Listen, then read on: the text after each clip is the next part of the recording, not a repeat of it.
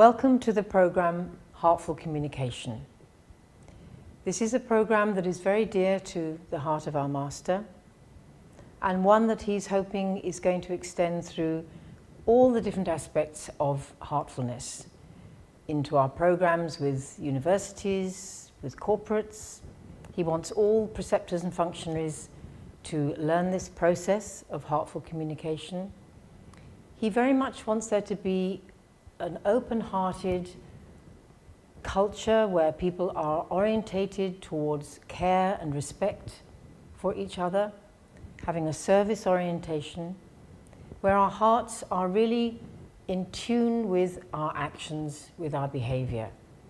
And he's spoken a lot about the deep need to listen.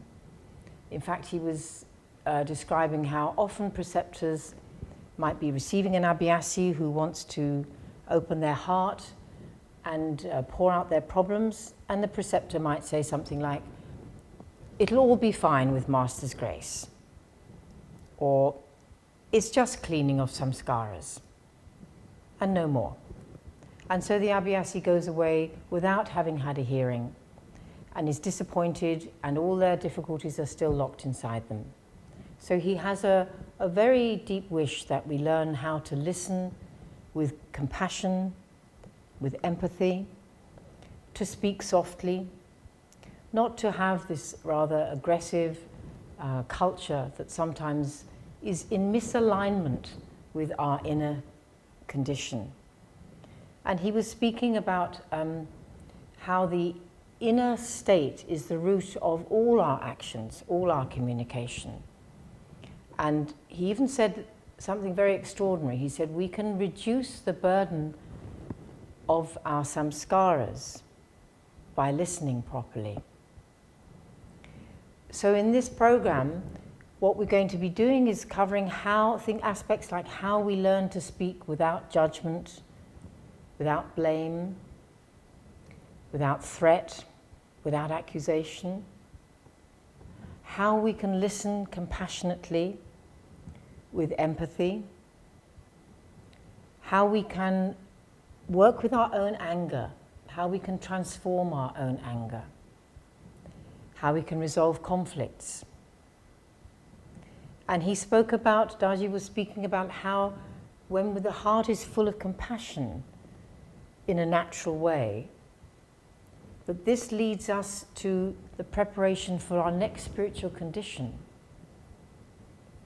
And that if we are irritable or in a condition of dislike, resentment, that this actually leads to a lower, grosser condition.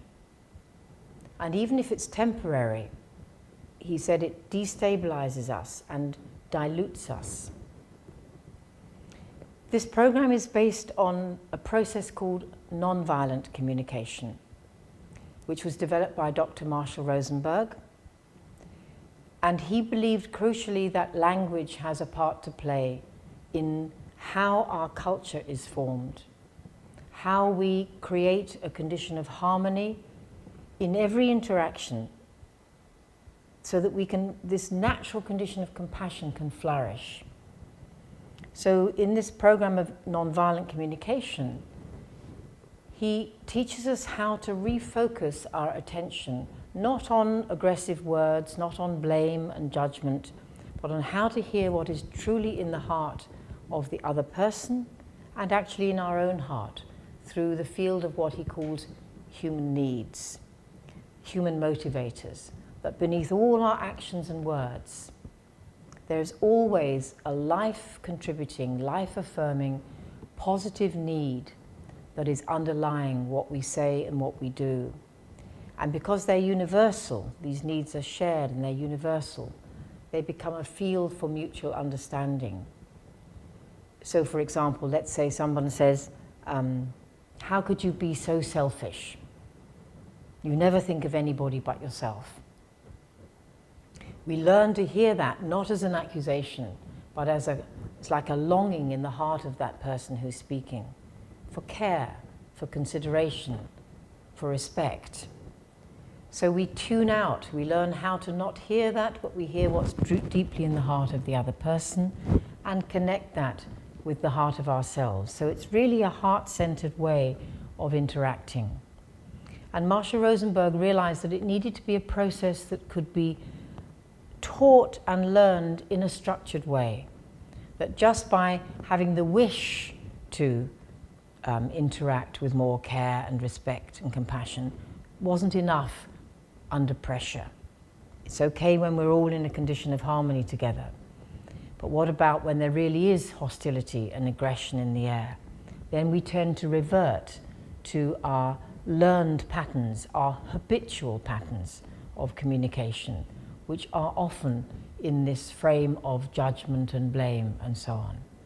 So I hope that you will enjoy this program and that you will utilize it in every day-to-day interaction that you have, so that we are more and more attuning ourselves in our behavior and our words to that spiritual condition that we are aiming for of balance and harmony.